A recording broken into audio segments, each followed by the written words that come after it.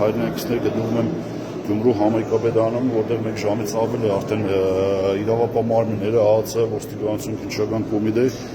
գրոհել են եւ զավթել են Գյումրու համայնքապետարանը, Գյումրու քաղաքագլուխ պարոն Վարդան Ղուկասյանը եւ մի քանի աշխատակիցների մեկուսացրել են։ Ես փորձեցի հանդիպել նրանց հետ, բայց քննչական խմբի ղեկավարը ՈԱԾ-ի դիմակավորված աշխատողները թույլ չտվեցին, որպեսզի տեսակցեն պարոն քաղաքապետին։ Նորից ականատես ենք իրավական բեսպրեդելի ռեժիմը, ապազգային ռեժիմը ցանկացած գնով փորձում է մեկուսացնել այն քաղաքական գործիչներին, համայնքների ղեկավարներին, ովքեր որ դեմ են այս ռեժիմին եւ մինչեւ կռիվ են տալիս, որպեսզի Հայաստանը չգնա թուրքացման։ Այո, այս ռեժիմը Հայաստանը տանում է դեպի թուրքացման։ Այդ արդեն անքննելի է գործողությունների ընթացքը ցույց է տալիս, որ այս